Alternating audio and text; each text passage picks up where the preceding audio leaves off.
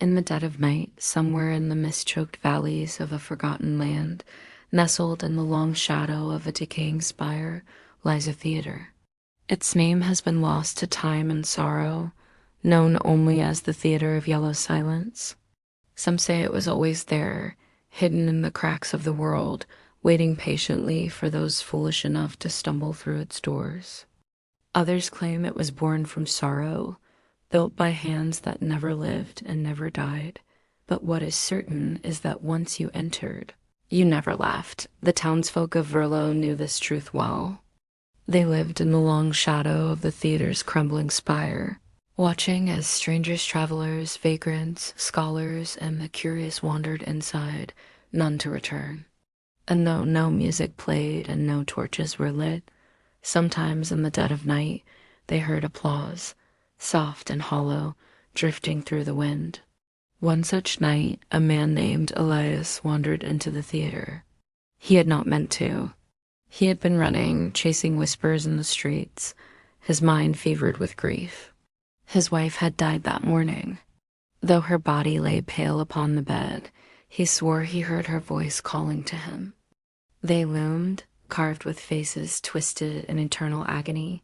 The whispers grew louder. Come, Elias, come see the play. He pushed the doors open. The whispers led him into the mist, through alleys unfamiliar until he stood before the doors. Inside was vastness. The theater stretched higher than the sky, its balconies lined with silent figures, each frozen in shadow. Elias could not see their eyes, but he felt them thousands upon thousands watching. The stage was a yawning wound in the earth. From its depths rose a great curtain of yellow, rotting, and torn. It hung like flayed skin, its surface covered an unreadable script that writhed and shifted as though alive. From behind it, white hands reached down long, skeletal and desperate. And upon the stage floor, heads. Dozens of them, their faces gilded in gold, half buried in the dirt, they flexed and grasped, never touching the ground, but clawing as if yearning to drag something upward. Their eyes glowed faintly, some cracked open in agony, others sealed shut as if in sleep. Their mouths twitched, whispering words Elias could not hear. Coins golden, countless littered the ground around them, spilling like rivers. The air smelled of rust and incense, heavy and suffocating. Elias turned.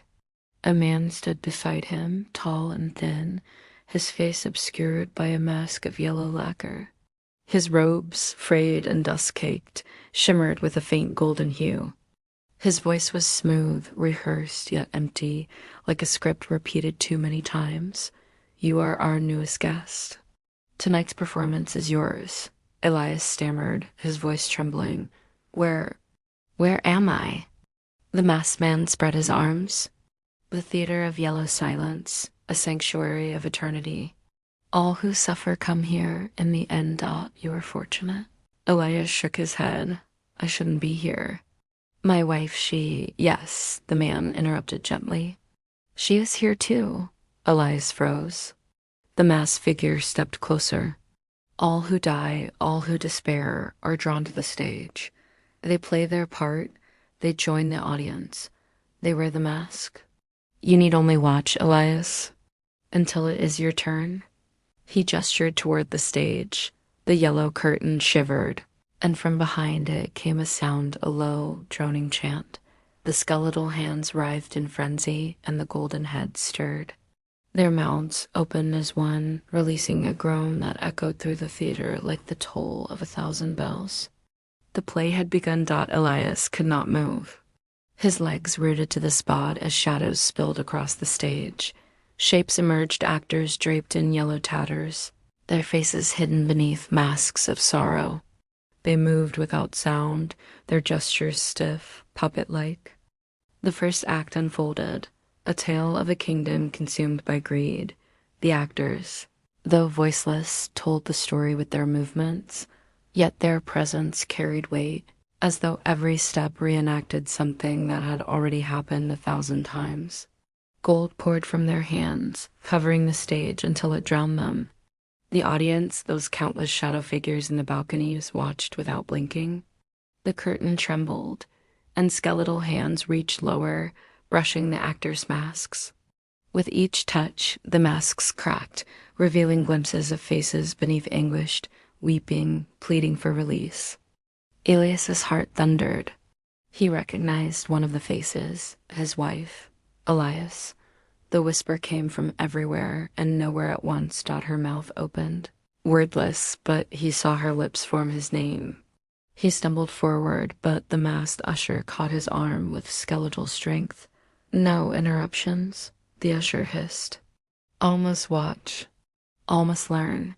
Elias tore free, falling to his knees. He could not look away.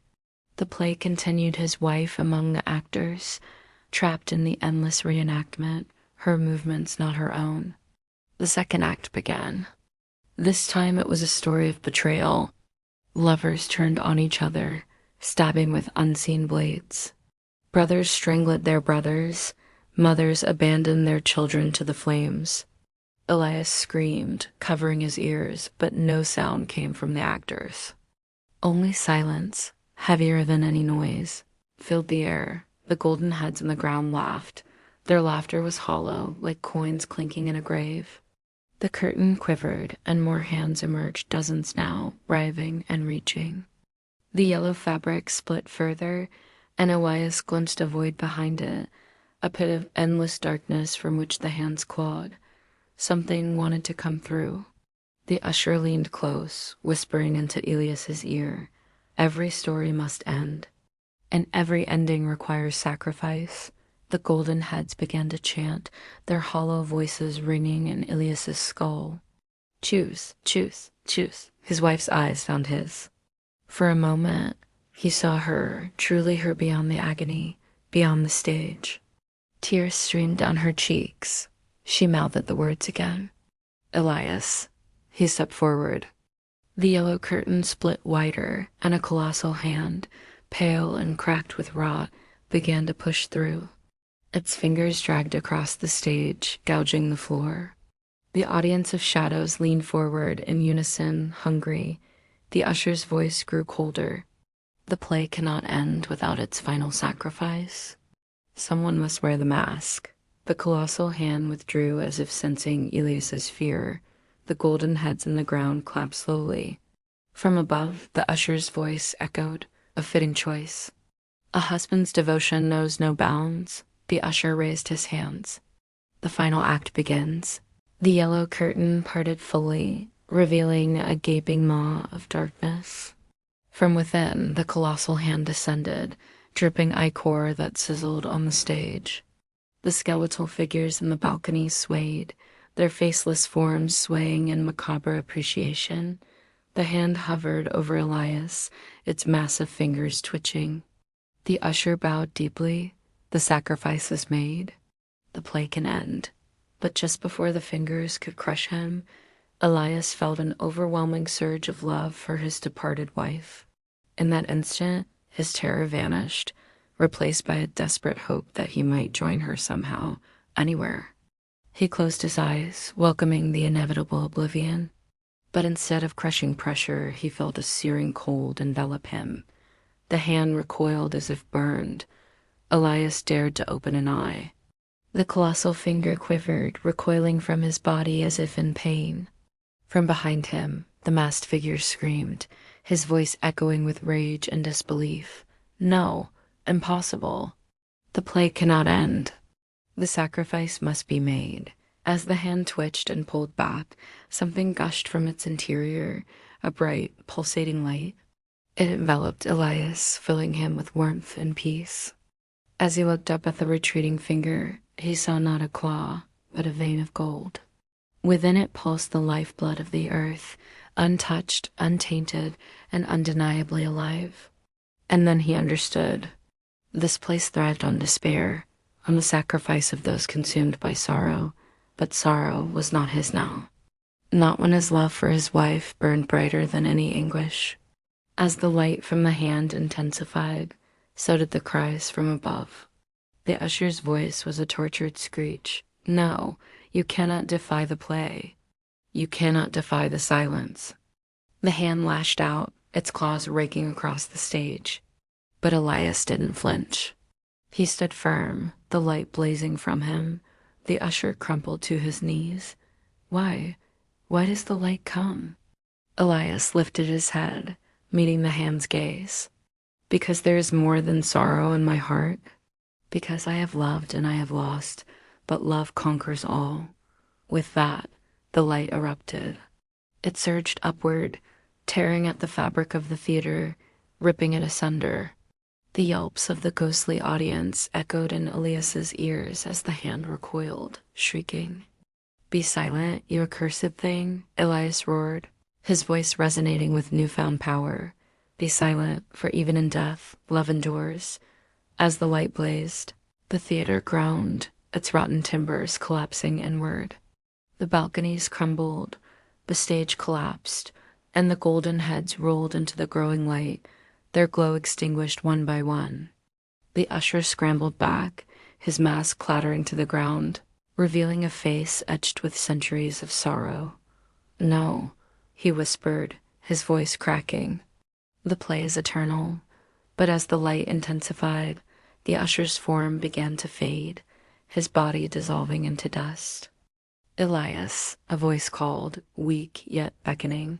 He turned and saw his wife standing on the edge of the collapsing theater. Her form flickered, uncertain, wavering between worlds.